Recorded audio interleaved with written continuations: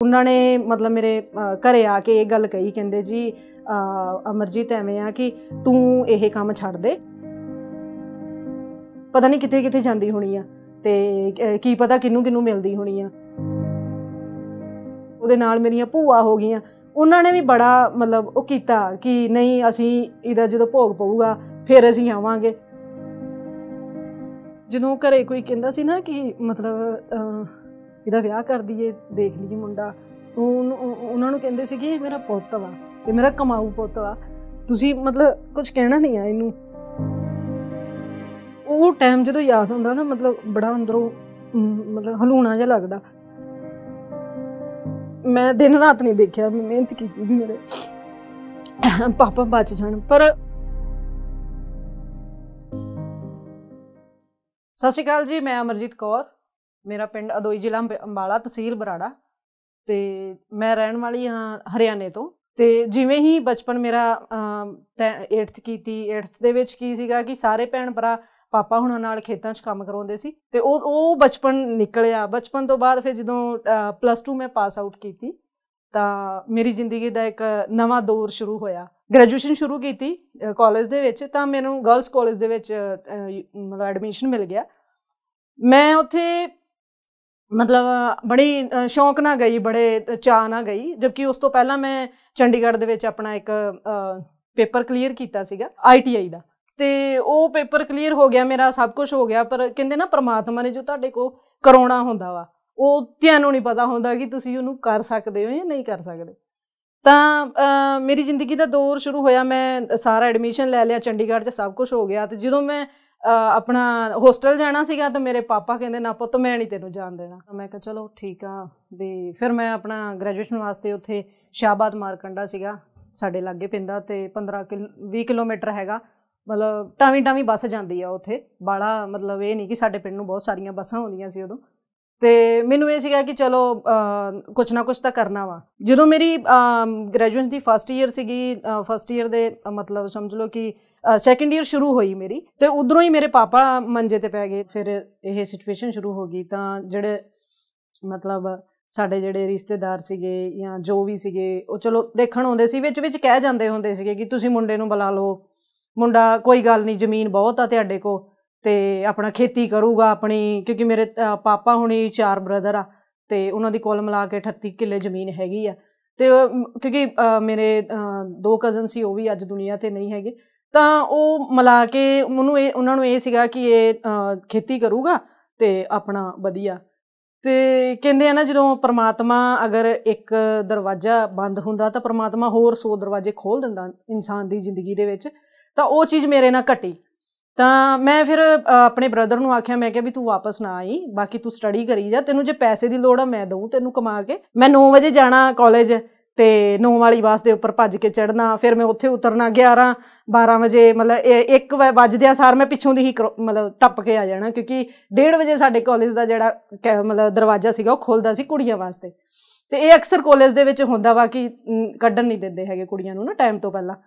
ਤੇ ਫਿਰ ਮੈਂ ਆਪਣੇ ਬ੍ਰਦਰ ਨੂੰ ਆਖਿਆ, ਮੈਂ ਕਿਹਾ ਵੀ ਤੂੰ ਐਂ ਕਰ ਕਿ ਮਤਲਬ ਆਪਾਂ ਕਿਸੇ ਦੀ ਨਹੀਂ ਸੁਣਨੀ, ਆਪਾਂ ਸਿਰਫ ਆਪਣੇ ਘਰ ਨੂੰ, ਆਪਣੇ ਪਰਿਵਾਰ ਨੂੰ ਦੇਖਣਾ, ਔਰ ਮੈਨੂੰ ਬੜੀ ਖੁਸ਼ੀ ਹੋਊਗੀ ਜੇ ਤੂੰ ਕਿਸੇ ਦਿਨ ਜੋਬ ਲੱਗ ਜਾਵੇਂ, ਔਰ ਇਸੇ ਜਿਹੜੇ ਲੋਕ ਤੈਨੂੰ ਮਤਲਬ ਗੱਲਾਂ ਕਰਦੇ ਆ ਨਾ, ਆਪਾਂ ਕਰਕੇ ਦਿਖਾਉਣਾ ਵਾ। ਚਲੋ ਮਹਾਰਾਜ ਦੀ ਦਇਆ ਹੋਈ, ਚਲੋ ਉਹ ਮਤਲਬ ਆਪਣੀ ਸਟੱਡੀ ਕਰਦਾ ਰਿਹਾ। ਜਦੋਂ ਮੈਂ ਇਹ ਸ਼ੁਰੂ ਕੀਤਾ ਸੀ ਆਪਣਾ ਕੰਮ, ਤਾਂ ਮੈਨੂੰ ਟਰੈਕਟਰ ਨਹੀਂ ਚਲਾਉਣਾ ਆਉਂਦਾ ਸੀ, ਮੈਨੂੰ ਨਹੀਂ ਪਤਾ ਸੀ ਕਿ ਹੈਰੋਂ ਖੱਬੇ ਪਾਸੇ ਮੋੜਨੀ ਆ ਟਰੈਕਟਰ ਨੂੰ, ਮਤਲਬ ਘੁਮਾਉਣਾ ਵਾ ਜਾਂ ਸੱਜੇ ਪਾਸੇ ਘੁਮਾਉਣਾ ਵਾ, ਤੇ ਮਤਲਬ ਮੈਨੂੰ ਐਸਾ ਕੁਛ ਨਹੀਂ ਪਤਾ ਸੀ। ਉੱਪਰੋਂ ਪਾਪਾ ਬਿਮਾਰ, ਉੱਪਰੋਂ ਬ੍ਰਦਰ ਦੀ ਸਟੱਡੀ, ਉੱਪਰੋਂ ਮੇਰੀ ਆਪਣੀ ਵੀ ਸਟੱਡੀ, ਔਰ ਉੱਪਰੋਂ ਖਰਚੇ। ਮਤਲਬ ਪਾਪਾ 'ਤੇ ਵੀ ਬਹੁਤ ਪੈਸਾ ਲੱਗ ਰਿਹਾ ਸੀ ਮੇਰੇ, ਮਤਲਬ ਮੈਂ ਜਿੰਨਾ ਕਮਾਉਣਾ ਪਾਪਾ 'ਤੇ ਲਾਉਣਾ। ਔਰ ਮੈਂ ਕੋਈ ਸੀਰੀ ਨਹੀਂ ਰੱਖਿਆ ਸੀਗਾ। ਮੈਂ ਮੇਰੇ ਤਾਇਆ ਜੀ ਦੇ 6.5 ਕਿੱਲੇ ਜ਼ਮੀਨ ਸੀਗੀ, ਅਤੇ ਮੈਂ ਉਸ ਜ਼ਮੀਨ ਨੂੰ ਠੇਕੇ 'ਤੇ ਲਿਆ ਉਹਨਾਂ ਕੋਲੋਂ, ਕਿਉਂਕਿ ਮੇਰੇ ਪਾਪਾ ਪਹਿਲਾਂ ਕਰਦੇ ਸੀਗੇ, ਫਿਰ ਉਹਨੂੰ ਮੈਂ ਕੰਟੀਨਿਊ ਰੱਖਿਆ। ਅਤੇ ਉਸ ਤੋਂ ਬਾਅਦ ਜਿਹੜੀ ਆਪਣੀ ਜ਼ਮੀਨ ਸੀ 9 ਕਿੱਲੇ, 8.5-9 ਕਿੱਲੇ, ਉਹ ਵੀ ਮੈਂ ਐਡ ਕਰਕੇ, ਮਤਲਬ ਮੈਂ ਦਿਨ ਰਾਤ ਮਿਹਨਤ ਕੀਤੀ। ਮੈਂ ਕੋਈ ਪਾਣੀ ਨਹੀਂ ਵੇਖਿਆ ਵੀ ਪੀਣਾ ਵਾ, ਰੋਟੀ, ਮਤਲਬ ਮੈਂ ਅੰਮ੍ਰਿਤ ਵੇਲੇ 3 ਵਜੇ ਮੈਂ ਉੱਠ ਜਾਣਾ, ਰਾਤ ਨੂੰ ਹੀ 12-1 ਵਜੇ ਸੌਣਾ, ਮਤਲਬ 1-2 ਘੰਟੇ ਦੀ ਮਸਾਂ ਰੈਸਟ ਮਿਲਦੀ ਸੀ। ਮਤਲਬ ਖਾਦਾਂ ਦਵਾਈਆਂ ਸਾਰਾ ਟੋਟਲੀ ਲੇਬਰ ਦਾ ਕੰਮ ਮੈਂ ਖੁਦ ਕਰਦੀ ਸੀ, ਜਿਹੜਾ ਕਿ ਬਹੁਤ ਜ਼ਿਆਦਾ ਕੰਮ, ਜਿਵੇਂ ਕਿਉਂਕਿ ਮੈਂ ਗੰਨਾ ਵਗੈਰਾ ਸਾਰਾ ਕੁਛ ਲਾਉਂਦੀ ਹਾਂ, ਤੇ ਉਸ ਕਰਕੇ ਲੇਬਰ ਦੀ ਜ਼ਿਆਦਾ ਦੀ ਜ਼ਰੂਰਤ ਹੁੰਦੀ ਆ, ਤੇ ਉਹ ਫਿਰ ਮੈਂ ਲੇਬਰ ਤੋਂ ਕੰਮ ਕਰਾਉਂਦੀ ਹਾਂ। ਤੇ ਜਦੋਂ ਮੈਂ ਮਤਲਬ ਇਹ ਕੰਮ ਸਾਡੇ ਨਾਲ ਹੋ ਰਿਹਾ ਸੀ ਤਾਂ ਮੇਰੇ ਮਤਲਬ ਚਲੋ ਅੱਜ ਉਹ ਦੁਨੀਆ 'ਤੇ ਨਹੀਂ ਹੈਗੇ, ਪਰ ਉਹਨਾਂ ਨੇ ਮਤਲਬ ਮੇਰੇ ਘਰੇ ਆ ਕੇ ਇਹ ਗੱਲ ਕਹੀ, ਕਹਿੰਦੇ ਜੀ ਅਮਰਜੀਤ ਐਵੇਂ ਆ ਕਿ ਤੂੰ ਇਹ ਕੰਮ ਛੱਡ ਦੇ। ਔਰ ਮੇਰੀ ਮੰਮਾ ਨੂੰ ਕਹਿੰਦੇ ਕਿ ਤੁਸੀਂ ਨਾ ਆਪਣੀ ਕੁੜੀ ਨੂੰ ਪਤਾ ਨਹੀਂ ਕਿਤੇ ਕਿਤੇ ਜਾਂਦੀ ਹੋਣੀ ਆ, ਤੇ ਕੀ ਪਤਾ ਕਿਹਨੂੰ ਕਿਹਨੂੰ ਮਿਲਦੀ ਹੋਣੀ ਆ। ਤੇ ਮੈਂ ਕਿਹਾ ਵੀ ਮੈਂ ਤਾਂ ਚੁੱਪ ਸੀ, ਕਿਉਂਕਿ ਅਸੀਂ ਆਪਣੇ ਉਹਨਾਂ ਜਿਹੜੇ ਸਾਡੇ ਬਜ਼ੁਰਗ ਸੀ ਅਸੀਂ ਉਹਨਾਂ ਦਾ ਬਹੁਤ ਸਤਿਕਾਰ ਕਰਦੇ, ਕਿਉਂਕਿ ਮੇਰੇ ਪਾਪਾ ਤੋਂ ਬਾਅਦ ਸਾਡੇ ਲਈ ਉਹ ਸੀਗੇ। ਤੇ ਪਰ ਜਦੋਂ ਇਹੋ ਜਿਹਾ ਇਨਸਾਨ ਜਿਹੜਾ ਤੁਹਾਡੇ ਨਾਲ ਨਾ ਖੜ ਕੇ ਔਰ ਇਹੋ ਜਿਹੀਆਂ ਗੱਲਾਂ ਕਰੇ, ਉਹ ਬੰਦੇ ਨੂੰ ਨਾ ਦਿਲ 'ਚ ਜਾ ਕੇ ਵੱਜਦੀਆਂ ਬੰਦੇ ਦੇ। ਤੇ ਉਹਨਾਂ ਨੇ ਆਖਿਆ ਜੀ ਤੁਹਾਡੀ ਕੁੜੀ ਐਵੇਂ ਆ, ਤੁਸੀਂ ਐਂ ਕਰੋ ਆਪਣੇ ਮੁੰਡੇ ਨੂੰ ਲਿਆਓ ਇੱਥੇ, ਉਹ ਗੰਨੇ ਦੇ ਵਿੱਚ ਆਪਣਾ ਦੇਸੀ ਰੱਖ ਲੂਗਾ, ਮੱਟ ਰੱਖ ਕੇ ਆਪਣਾ ਦੇਸੀ ਕੱਢਿਆ ਕਰੂਗਾ ਤੇ ਆਪਣਾ ਸਾਰੀ ਜ਼ਮੀਨ ਵਾਇਆ ਕਰੂਗਾ। ਮਤਲਬ ਉਹ ਬੜੀਆਂ ਪਿੰਚ ਹੁੰਦੀਆਂ ਇਹੋ ਜਿਹੀਆਂ ਗੱਲਾਂ। ਔਰ ਫਿਰ ਮੇਰੇ ਮੰਮਾ ਨੇ ਇਹ ਕਿਹਾ, ਮੇਰੇ ਮੰਮੀ ਕਹਿੰਦੇ ਕਿ ਚਲੋ ਪਰਮਾਤਮਾ ਨੇ ਤੁਹਾਨੂੰ ਵੀ ਧੀ ਦਿੱਤੀ ਹੋਈ ਆ, ਤੇ ਭਾਵੇਂ ਪੋਤੀ ਦੇ ਰੂਪ 'ਚ, ਪਰ ਤੁਸੀਂ ਐਵੇਂ ਗੱਲਾਂ ਕਰਦੇ ਹੋਏ ਚੰਗੇ ਨਹੀਂ ਲੱਗਦੇ ਹੈਗੇ। ਚਲੋ ਅੱਜ ਮਾੜਾ ਵਕਤ ਸਾਡੇ 'ਤੇ ਪਿਆ ਵਾ, ਤੇ ਤੁਸੀਂ ਮਤਲਬ ਐਵੇਂ ਨਾ ਕਹੋ ਤਾਂ ਚੰਗਾ ਵਾ। ਫਿਰ ਉਹ ਮਤਲਬ ਉਹ ਨਾ ਇਸ ਗੱਲ ਤੋਂ ਨਾ ਥੋੜ੍ਹਾ ਚਿੜ ਗਏ। ਉਹਨਾਂ ਨੇ ਫਿਰ ਨੈਕਸਟ ਈਅਰ ਜਿਹੜੀ ਮੇਰੇ ਕੋਲ ਜ਼ਮੀਨ ਮੈਨੂੰ ਦਿੱਤੀ ਸੀਗੀ, ਜਿਸ ਰੇਟ 'ਤੇ ਦਿੱਤੀ ਸੀਗੀ ਠੇਕੇ 'ਤੇ 3 ਸਾਲ ਲਈ ਚੜ੍ਹਾਈ ਸੀਗੀ, ਤੇ ਉਹ ਅਗਲੇ ਸਾਲ ਆ ਕੇ ਮੈਨੂੰ ਕਹਿੰਦੇ ਜੀ ਮੈਂ ਤਾਂ ਤੇਰੇ ਕੋਲੋਂ ਠੇਕਾ ਇਹ ਤੋਂ ਮਤਲਬ ਜੇ ਮੈਨੂੰ 22,000 ਨੂੰ ਚੜ੍ਹਾਈ ਸੀ ਤਾਂ ਮੈਂ 26,000 ਲੈਣਾ ਉਸ ਟਾਈਮ। ਤੇ ਮੈਂ ਕਿਹਾ ਵੀ ਮੈਂ ਇੰਨੇ ਨਹੀਂ ਦੇ ਸਕਦੀ, ਕਿਉਂਕਿ ਮੇਰੀ ਗੱਲ ਤੁਹਾਡੇ ਨਾਲ ਬਹਿ ਕੇ ਹੋਈ ਆ ਕਿ ਮੈਂ ਆਹ ਰੇਟ ਦੇਣੀ 3 ਸਾਲ ਵਾਸਤੇ। ਤਾਂ ਮੈਨੂੰ ਕਹਿੰਦੇ ਜੀ ਨਹੀਂ ਅਸੀਂ ਨਹੀਂ ਮਤਲਬ ਮੰਨਣਾ ਹੈਗਾ, ਮੇਰੇ 3 ਪੈਸੇ ਬਣੇ ਆ, ਤੁਸੀਂ ਮੇਰੇ ਪੈਸੇ ਦੇ ਦਿਓ। ਮਤਲਬ ਉਸ ਸਮੇਂ ਦੇ ਉੱਪਰ ਕਿਸੇ ਰਿਸ਼ਤੇਦਾਰ ਨੇ, ਕਿਸੇ ਮਤਲਬ ਭੈਣ ਭਰਾ ਨੇ, ਜਾਂ ਕਿਸੇ ਵੀ ਸ਼ਰੀਕੇ 'ਚੋਂ ਕਿਸੇ ਨੇ ਵੀ ਇਹ ਨਹੀਂ ਆਖਿਆ ਵੀ ਤੁਹਾਨੂੰ ਅੱਜ ਪੈਸੇ ਦੀ ਲੋੜ ਆ, ਕੀ ਅਸੀਂ ਤੁਹਾਡੀ ਮਦਦ ਕਰ ਦਈਏ, ਕਿ ਤੇਰੇ ਡੈਡੀ ਅੱਜ ਮੰਜੇ। ਜਦਕਿ ਇਹ ਸਾਰੀ 38 ਦੇ 38 ਕਿੱਲੇ ਬਣਾਉਣ 'ਚ ਮੇਰੇ ਪਾਪਾ ਦਾ ਮੇਨ ਅਹਿਮ ਰੋਲ ਸੀਗਾ, ਕਿਉਂਕਿ ਮੇਰੇ ਪਾਪਾ ਅਗਰ ਇਹ ਕੰਮ ਨਾ ਕਰਦੇ ਤਾਂ ਸਾਡੇ ਜ਼ਮੀਨ ਨਹੀਂ ਬਣਨੀ ਸੀ। ਕਿਉਂਕਿ ਮੇਰੇ ਜਿਹੜੇ ਤਾਇਆ ਜੀ ਸੀਗੇ ਉਹ ਬਾਹਰ ਰਹਿੰਦੇ ਸੀ, ਇੱਕ ਮੇਰੇ ਤਾਇਆ ਜੀ ਹੋਰ ਸੀਗੇ ਤੇ ਇੱਕ ਮੇਰੇ ਚਾਚਾ ਜੀ। ਮਤਲਬ ਹੈ ਤਾਂ ਸਾਰੇ ਚਾਰੇ ਭਰਾਵਾਂ ਦਾ ਹੀ ਮਿਹਨਤ ਸੀਗੀ ਉਹ, ਪਰ ਉਹਦੇ ਵਿੱਚ ਕਹਿੰਦੇ ਨਾ ਇੱਕ ਬੰਦਾ ਮੇਨ ਰੋਲ ਅਦਾ ਕਰਦਾ, ਉਹ ਮੇਰੇ ਪਾਪਾ ਦਾ ਸੀਗਾ। ਤੇ ਉਹਨਾਂ ਦੇ ਉਹਦੇ ਬਾਵਜੂਦ ਵੀ ਉਹਨਾਂ ਨੇ ਕਦੀ ਇਹ ਨਹੀਂ ਆਖਿਆ। ਤੇ ਮਤਲਬ ਸਾਡੀਆਂ ਜਿਹੜੀਆਂ ਸ਼ਰੀਕਾ ਮਤਲਬ ਉਹਦੇ ਨਾਲ ਮੇਰੀਆਂ ਭੂਆ ਹੋ ਗਈਆਂ, ਉਹਨਾਂ ਨੇ ਵੀ ਬੜਾ ਮਤਲਬ ਉਹ ਕੀਤਾ ਕਿ ਨਹੀਂ ਅਸੀਂ ਇਹਦਾ ਜਦੋਂ ਭੋਗ ਪਊਗਾ ਫਿਰ ਅਸੀਂ ਆਵਾਂਗੇ। ਫਿਰ ਮੈਂ ਆਪਣੀ ਸਟੱਡੀ ਦੇ ਨਾਲ ਨਾਲ ਕੰਟੀਨਿਊ ਰੱਖਿਆ, ਖੇਤੀ ਦਾ ਕੰਮ ਤਾਂ ਮੈਂ ਆਪਣਾ ਪੂਰਾ ਜ਼ੋਰਾਂ 'ਤੇ ਰੱਖਿਆ, ਕਿਉਂਕਿ ਮੈਨੂੰ ਨਾ ਇਹ ਹੁੰਦਾ ਸੀਗਾ ਕਿ ਜੇ ਮੈਂ ਸਟੱਡੀ ਛੱਡ ਦਿੱਤੀ ਤਾਂ ਮੇਰਾ ਆਪਣਾ ਫਿਊਚਰ ਖਤਮ ਹੋ ਜਾਊਗਾ ਅੱਗੇ, ਕਿ ਮੈਂ ਅੱਗੇ ਕੀ ਕਰੂੰ। ਤੇ ਹੁੰਦਾ ਹੀ ਹੈ ਇਹ ਨਾ, ਮਤਲਬ ਮੇਰਾ ਸੈਲਫ ਦਾ ਸੀਗਾ।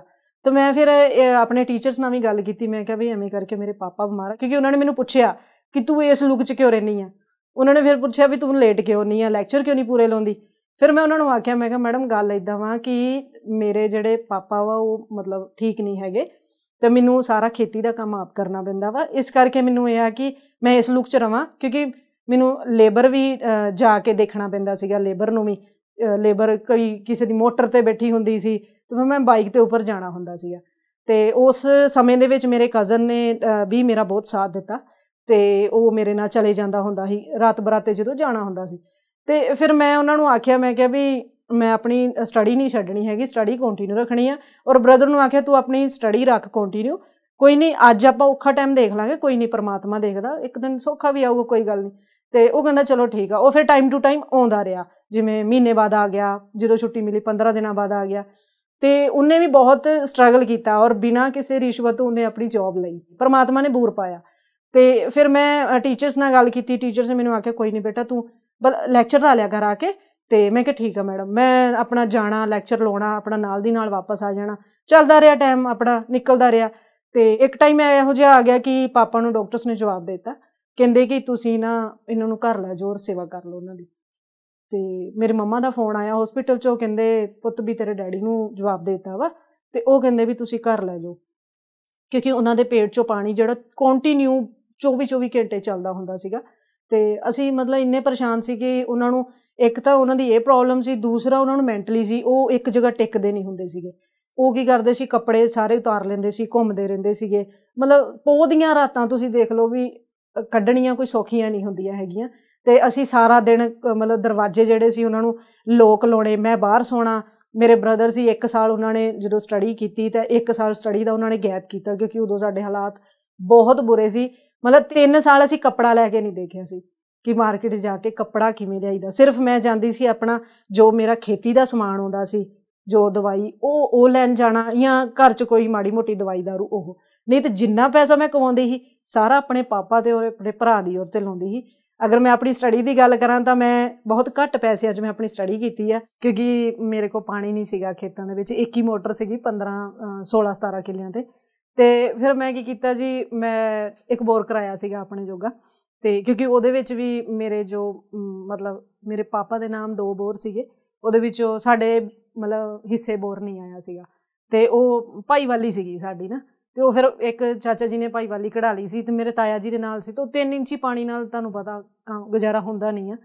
ਤਾਂ ਫਿਰ ਮੈਂ ਮਤਲਬ ਤਾਇਆ ਜੀ ਨੂੰ ਕਿਹਾ, ਮੈਂ ਕਿਹਾ ਵੀ ਆਪਾਂ ਬੋਰ ਕਰਾ ਲਈਏ। ਮੈਨੂੰ ਕਹਿੰਦੇ ਪੁੱਤ ਤੂੰ ਬੋਰ ਕਰਾ, ਜਿੰਨੇ ਪੈਸੇ ਲੱਗਣਗੇ ਮੈਂ ਲਾਊਂਗਾ। ਮੈਂ ਕਿਹਾ ਚਲੋ ਠੀਕ ਆ। ਤਾਂ ਜਦੋਂ ਬੋਰ ਕਰਾਉਣ ਦੀ ਵਾਰੀ ਆਈ ਤਾਂ ਤਾਇਆ ਜੀ ਕਹਿੰਦੇ ਵੀ ਪੁੱਤ ਜਿੰਨਾ ਮੈਂ ਤੇਰੇ ਕੋਲ ਠੇਕਾ ਲੈਣਾ ਤੂੰ ਉਸ ਹਿਸਾਬ ਨਾਲ ਮੇਰੇ ਪੈਸੇ ਕੱਟ ਲਈ। ਮੈਂ ਫਿਰ ਉੱਪਰ ਥੱਲੇ ਦੇਖਾਂ ਵੀ ਪੈਸੇ, ਚਲੋ ਵੈਸੇ ਪਰਮਾਤਮਾ ਦੀ ਮਿਹਰ ਨਾਲ ਮੈਂ ਪਾਪਾ 'ਤੇ ਵੀ ਖਰਚ ਕਰਦੀ, ਮੈਂ ਥੋੜ੍ਹੇ ਥੋੜ੍ਹੇ ਜੋੜਦੀ ਵੀ ਸੀ। ਰੀਜ਼ਨ ਇਹ ਸੀਗਾ ਕਿ ਮੈਨੂੰ ਪਤਾ ਸੀਗਾ ਕਿ ਪਾਪਾ ਦੇ ਤਾਂ ਪੈਸੇ ਲੱਗਦੇ ਨੇ, ਪਰ ਪਾਣੀ ਨਹੀਂ ਮੇਰੇ ਕੋਲ ਖੇਤ 'ਚ ਨਾ ਹੋਇਆ, ਮੈਂ ਫਸਲ ਕਿਵੇਂ ਬੀਜੂੰ। ਬਾਈ ਚਾਂਸ ਇਹਨਾਂ ਨੇ ਜੇ ਮੇਰੇ ਕੋਲ ਜ਼ਮੀਨ ਲੈ ਵੀ ਲਈ ਤਾਂ। ਅਤੇ ਚਲੋ ਮੈਂ ਪੈਸੇ ਇਕੱਠੇ ਕੀਤੇ, ਅਤੇ ਥੋੜ੍ਹੇ ਜਿਹੇ ਮੈਂ ਇਕੱਠੇ ਕੀਤੇ ਹੋਏ ਸੀਗੇ ਪਾਪਾ ਦੇ ਮਤਲਬ ਇਲਾਜ ਦੇ ਨਾਲ ਹੀ। ਫਿਰ ਮੈਂ ਉਹਨਾਂ ਨੂੰ ਨਾ ਮਤਲਬ ਗੱਲ ਕੀਤੀ, ਜਿਹੜੇ ਮਤਲਬ ਉਹ ਸੀਗੇ, ਉਹਨਾਂ ਨੇ ਚਲੋ ਮੇਰਾ ਮਹੀਨੇ ਦੇ ਵਿੱਚ ਨਾ ਮੇਰਾ ਮਤਲਬ ਬੋਰ ਵੀ ਹੋ ਗਿਆ ਮੇਰਾ, ਔਰ ਉਹਨਾਂ ਨੇ ਮੇਰਾ ਕਨੈਕਸ਼ਨ ਵੀ ਦੇ ਦਿੱਤਾ ਮੈਨੂੰ। ਅਤੇ ਫਿਰ ਉਹਨਾਂ ਨਾਲ ਹਿਸਾਬ ਕਿਤਾਬ ਕੀਤਾ ਤਾਂ ਉਹਨਾਂ ਨੇ ਮੈਨੂੰ ਥੋੜ੍ਹੇ ਜਿਹੇ ਪੈਸੇ ਦਿੱਤੇ ਲਾਸਟ 'ਚ, ਵੀ ਮੈਂ ਇੰਨੇ ਹੀ ਦੇਣੇ, ਮੈਂ ਤੈਨੂੰ ਹੋਰ ਨਹੀਂ ਦੇਣੇ। ਮੈਂ ਕਿਹਾ ਚਲੋ ਤੁਹਾਡੀ ਮਰਜ਼ੀ, ਮੈਂ ਵੀ ਜ਼ਿਆਦਾ ਨਹੀਂ ਲੜ ਨਹੀਂ ਸਕਦੀ ਨਾ, ਕਿਉਂਕਿ ਹਾਲਾਤ ਇਹੋ ਜਿਹੇ ਆ। ਅਤੇ ਫਿਰ ਮੈਂ ਆਪਣੇ ਖੇਤ ਦੇ ਵਿੱਚ ਬੋਰ ਕਰਾਇਆ। ਫਿਰ ਮੈਂ ਕੀ ਕਰਨਾ, ਮੇਰੇ ਕੋਲ ਕਨੈਕਸ਼ਨ ਚਾਲੂ ਨਹੀਂ ਸੀਗਾ। ਮੈਂ ਕੀ ਕਰਨਾ, 3 ਕਿੱਲਿਆਂ ਦੀ ਮੈਂ ਤਾਰ ਵਿਛਾਈ ਸੀਗੀ, 3 ਤਾਰਾਂ ਸੀਗੀਆਂ।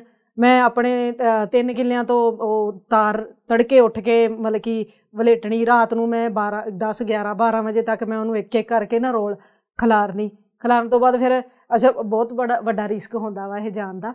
ਜਿਹੜਾ ਸਾਡੇ ਘਰ ਦੇ ਕੋਲ ਟਰਾਂਸਫਾਰਮ ਸੀ, ਉਹਦੇ ਮੈਂ ਡਾਇਰੈਕਟ ਲਾਉਂਦੀ ਹੁੰਦੀ ਸੀ ਤਾਰਾਂ, ਸਿੱਧੀਆਂ ਡਾਇਰੈਕਟ ਤਾਰਾਂ ਲਾ ਕੇ। ਫਿਰ ਮੈਂ ਉਹਨੂੰ ਤੜਕੇ 4 ਵਜੇ ਉੱਠਣਾ, ਇਸ ਕਰਕੇ ਕਿਉਂਕਿ ਸਾਡਾ ਘਰ ਨਾ ਪਿੰਡ ਤੋਂ 2-3 ਕਿੱਲੇ ਦੂਰ ਆ। ਅਤੇ ਮੇਰੇ ਖੇਤਾਂ ਦੇ ਵਿੱਚ ਹਰ ਪਿੰਡ ਦਾ ਬੰਦਾ ਪੱਠੇ ਵੱਢਣ ਆਉਂਦਾ ਵਾ, ਘਾਹ ਵਗੈਰਾ ਲੈਣ। ਅਤੇ ਮੈਂ ਫਿਰ ਉਹਨੂੰ ਤੜਕੇ ਇਸ ਕਰਕੇ ਕਿਤੇ ਕੋਈ ਸ਼ਿਕਾਇਤ ਨਾ ਕਰ ਦੇਵੇ। ਅਤੇ ਮੈਂ ਉਹਨੂੰ ਫਿਰ ਰੋਲ ਕਰਨਾ, ਮਤਲਬ ਕਿ ਮੈਂ ਸਵੇਰੇ 6 ਵਜੇ ਤੱਕ, ਸਵੇਰੇ ਤੜਕੇ 4 ਵਜੇ ਉੱਠ ਕੇ ਰੋਲ ਕਰੀ ਜਾਣਾ। 2 ਘੰਟੇ ਮੈਨੂੰ ਰੋਲ 'ਚ ਲੱਗਦੇ ਸੀਗੇ। ਫਿਰ ਮੈਂ ਇੱਕ ਇੱਕ ਕਰਕੇ ਰੋਲ ਕਰਕੇ ਫਿਰ ਉਹਨੂੰ ਲੁਕੋ ਕੇ ਰੱਖਣਾ ਵੀ ਕੋਈ ਆ ਕੇ ਛਾਪਾ ਨਾ ਮਾਰ ਲਏ। ਅਤੇ ਉਹ ਮਤਲਬ ਇਹ ਦਿਨ ਵੀ ਵੇਖੇ। ਅਤੇ ਫਿਰ ਚਲੋ ਇੱਕ ਦਿਨ ਹੋਇਆ ਕਿ ਪਰਮਾਤਮਾ ਦੀ ਮਿਹਰ ਨਾਲ ਚਲੋ ਕਨੈਕਸ਼ਨ ਵੀ ਲੱਗ ਗਿਆ, ਅਤੇ ਤਾਇਆ ਜੀ ਨਾਲ ਵੀ ਮੇਰਾ ਹਿਸਾਬ ਹੋ ਗਿਆ। ਅਤੇ ਉਹਨਾਂ ਨੇ ਫਿਰ ਮੇਰੇ ਕੋਲ ਜ਼ਮੀਨ ਲੈ ਲਈ ਸੀ, ਕਹਿੰਦੇ ਵੀ ਮੈਂ ਤੈਨੂੰ ਨਹੀਂ ਦੇਣੀ। ਮੈਂ ਕਿਹਾ ਚਲੋ ਕੋਈ ਗੱਲ ਨਹੀਂ। ਫਿਰ ਉਹ ਹਾਲਾਤ ਨਾ ਥੋੜ੍ਹੇ ਸੁਧਰਨੇ ਸ਼ੁਰੂ ਹੋ ਗਏ। ਅਤੇ ਫਿਰ ਮੈਂ ਮਤਲਬ ਉਸ ਟਾਈਮ ਦੇ ਵਿੱਚ ਮੈਂ ਸ਼ੂਗਰ ਮਿਲ ਨਾ ਮਤਲਬ ਗੰਨਾ ਸੁੱਟਣ ਜਾਈਦਾ ਸੀਗਾ। ਮੇਰੇ ਪਾਪਾ ਸੈਂਟਰ 'ਚ ਸੁੱਟਦੇ ਸੀਗੇ ਉੱਥੇ ਲਾਗੇ। ਅਤੇ ਮੈਨੂੰ ਇੱਕ ਅੰਕਲ ਆਏ, ਕਹਿੰਦੇ ਪੁੱਤ ਤੂੰ ਗੰਨਾ ਨਹੀਂ ਵੱਢਿਆ। ਅਤੇ ਮੈਂ ਕਿਹਾ ਅੰਕਲ ਵੀ ਮੇਰੇ ਪਾਪਾ ਮੰਜੇ 'ਤੇ ਪਏ ਆ, ਅਤੇ ਮੈਨੂੰ ਪਤਾ ਹੀ ਨਹੀਂ ਗੰਨਾ ਸੁੱਟਣਾ ਕਿੱਦਾਂ। ਉਹਨਾਂ ਨੇ ਫਿਰ ਮੈਨੂੰ ਦੱਸਿਆ, ਕਹਿੰਦਾ ਪੁੱਤ ਤੇਰਾ ਬਣਿਆ ਹੋਣਾ ਕਾਰਡ ਡੈਡੀ ਦਾ। ਮੈਂ ਕਿਹਾ ਹਾਂਜੀ। ਫਿਰ ਉਹਨਾਂ ਨੇ ਦੱਸਿਆ, ਫਿਰ ਮੈਂ ਲਾਗੇ ਸੈਂਟਰ 'ਤੇ ਉਹ ਤਾਂ ਗੰਨਾ ਸੁੱਟ ਦਿੱਤਾ ਸੀ। ਨੈਕਸਟ ਈਅਰ 2011 ਦੇ ਵਿੱਚ ਮੈਨੂੰ ਅੰਕਲ ਕਹਿੰਦੇ ਵੀ ਪੁੱਤ ਤੂੰ ਐਂ ਕਰ, ਸਿੱਧਾ ਗੇਟ ਦਾ ਪਾਸ ਬਣਾ ਲਾ। ਮੈਂ ਕਿਹਾ ਠੀਕ ਆ ਅੰਕਲ, ਮੈਂ ਗੇਟ ਦਾ। ਪਰ ਗੱਲ ਇੱਥੇ ਸੀਗੀ ਕਿ ਟਰੈਕਟਰ ਤਾਂ ਆਉਂਦਾ ਸੀ ਚਲਾਉਣਾ, ਪਰ ਉਹ ਖੇਤ 'ਚ ਆਉਂਦਾ ਸੀ, ਰੋਡ 'ਤੇ ਨਹੀਂ ਚਲਾਇਆ ਸੀ ਕਦੀ, ਉਹ ਵੀ ਹੈਵੀ ਵਜ਼ਨ ਲੈ ਕੇ। ਫਿਰ ਮੈਂ ਅੰਕਲ ਨਾਲ ਗੱਲ ਕੀਤੀ, ਮੈਂ ਕਿਹਾ ਅੰਕਲ ਮਤਲਬ ਹੁਣ ਪਾਪਾ ਤਾਂ ਮੰਜੇ 'ਤੇ ਪਏ ਆ, ਜੇ ਤੁਸੀਂ ਮੇਰੀ ਹੈਲਪ ਕਰੋ ਤਾਂ ਮੈਂ ਇਹੀ ਗੰਨਾ ਮੈਂ ਸਿੱਧਾ ਸੈਂਟਰ 'ਤੇ ਲੈ ਕੇ ਜਾਣਾ। ਉਹਦਾ ਰੀਜ਼ਨ ਇੱਕ ਸੀਗਾ ਕਿ ਜਦੋਂ ਮੈਂ ਇੱਥੇ ਛੋਟੇ ਸੈਂਟਰ 'ਤੇ ਸੁੱਟਦੀ ਸੀ, ਉਹ ਮੇਰਾ ਕਿਰਾਇਆ ਬਹੁਤ ਕੱਟਦੇ ਸੀਗੇ, ਮਤਲਬ ਉਹਨਾਂ ਮੈਨੂੰ ਬਚਣਾ ਨਹੀਂ ਜਿੰਨਾ ਉਹਨਾਂ ਨੇ ਕੱਟ ਲੈਣੀ। ਫਿਰ ਮੈਂ ਮਤਲਬ ਸੈਂਟਰ 'ਤੇ ਲੈ ਕੇ ਜਾਣਾ ਸ਼ੁਰੂ ਕੀਤਾ। ਸ਼ੁਰੂ 'ਚ ਅੰਕਲ ਮੇਰੇ ਨਾਲ ਸਾਈਡ 'ਤੇ ਬਹਿਣਾ, ਉਹਨਾਂ ਨੇ ਮੈਨੂੰ ਦੱਸਣਾ ਕਿਵੇਂ ਗੇਅਰ ਪਾ, ਕਿਵੇਂ ਆਪਾਂ ਲੈ ਕੇ ਜਾਣਾ, ਕਿਵੇਂ ਕੱਟ ਮਾਰਨਾ। ਮਤਲਬ ਲਗਭਗ 100-120 ਕੁਇੰਟਲ ਗੰਨਾ ਮਤਲਬ ਲੈ ਕੇ ਜਾਣਾ ਹੁੰਦਾ ਵਾ। ਅਤੇ ਫਿਰ ਮੈਂ ਉਹ ਸਿੱਖਿਆ, ਉਹਨਾਂ ਨੇ ਬਹੁਤ ਹੈਲਪ ਕੀਤੀ। ਕਈ ਵਾਰੀ ਰਸਤੇ ਦੇ ਵਿੱਚ ਟਰਾਲੀ ਪਾੜ ਜਾਣੀ ਗੰਨੇ ਵਾਲੀ, ਉਹ ਫਿਰ ਉਹਨਾਂ ਨੂੰ ਫੋਨ ਕਰਨਾ, ਅੰਕਲ ਜੀ ਆਓ ਮੇਰੀ ਟਰਾਲੀ ਨੂੰ ਸੈੱਟ ਕਰਾਓ।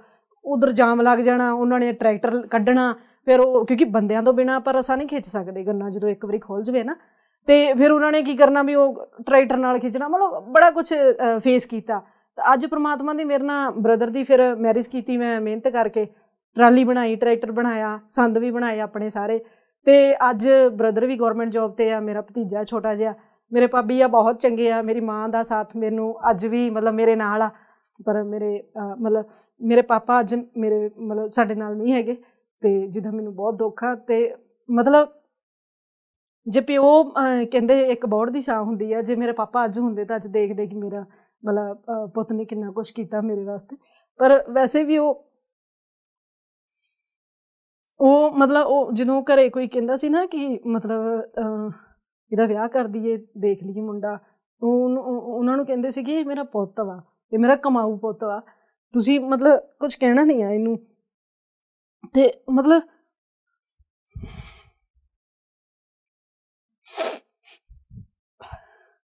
ਅਤੇ ਮਤਲਬ ਉਹ ਟਾਈਮ ਜਦੋਂ ਯਾਦ ਹੁੰਦਾ ਨਾ, ਮਤਲਬ ਬੜਾ ਅੰਦਰੋਂ ਮਤਲਬ ਹਲੂਣਾ ਜਿਹਾ ਲੱਗਦਾ।